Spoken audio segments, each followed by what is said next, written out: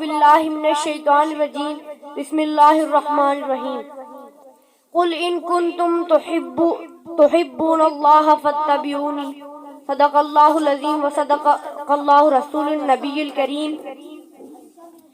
حضور آئے تو سر آفرینش پا گئی دنیا، حضور آئے تو سر آفرینش پا گئی دنیا، اندھیروں سے نکل کر روشنی میں آ گئی دنیا۔ ستے چہروں کا زنگ اترا، بجھے چہروں پہ نور آیا، حضور آئے تو انسانوں کو جینے کا شعور آیا۔ انتہائی واجب الاحترام حامل ذی وقار، السلام علیکم۔ آج کی اس پروقار تقریب میں آپ حضرات کے سامنے اس مقدس عنوان پر لب کشائی کرنے کی جسارت حاصل کرنے کے لیے حاضر ہوئی ہوں۔ وہ پاکیزہ عنوان عشق رسالت صلی اللہ علیہ وسلم ہے۔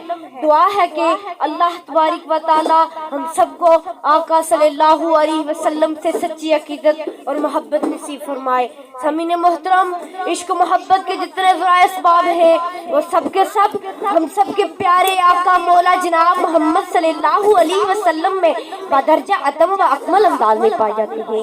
ہر وہ وجہ، ہر وہ سبب جس کے ذریعے سے انسان کو کسی سے محبت ہو سکتی ہے دوسرے لوگوں میں بھی پائے جاتے ہیں، مگر کسی میں بس کوئی ایک وجہ اور سبب پائی جاتی ہے تو کسی میں دو چار وجہ اور سبب پائی جاتی ہے۔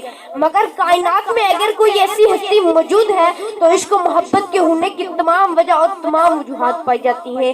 تو اس مقدس و معظم و مطہر ہستی کو دنیا امام الانبیاء، محبوب الکبریاء، سرتاج الرسول، خاتم المعصومین، الاولین والآخرین جناب محمد کریم صلی اللہ علیہ وسلم کے بابرکات کے نام سے جانتی اور مانتی ہے۔ سامعین محترم، رب کا قرآن اعلان فرما رہا ہے وما ارسلناک الا رحمتا للعالمین، کہ اللہ تعالیٰ نے میرے آقا کو پوری کائنات کے لیے رحمت بنا کر بھیجا۔ پھر میں کیوں نہ کہوں اگر عشق و محبت کا معیار لوگوں کے ساتھ رحم دلی اور پیار و محبت سے پیش آنا ہے تو پھر میں کیوں نہ کہوں اگر عشق و محبت کا معیار لوگوں کے ساتھ رحم دلی اور پیار و محبت سے پیش آنا ہے تو میرے آقا پوری کائنات کے لیے رحمت ہی رحمت ہے۔ اور اگر عشق و محبت کا معیار احسان کرنا ہے تو میرے آقا صلی اللہ علیہ وسلم نے پوری کائنات پر احسانات کی برسات کی۔ اور اگر عشق و محبت کا معیار حسن سلوک کرنا ہے تو میرے آقا صلی اللہ علیہ وسلم سلوک کرنا ہے تو میرے آقا صلی اللہ علیہ وسلم سامعین محترم وہ غور سے سنیے۔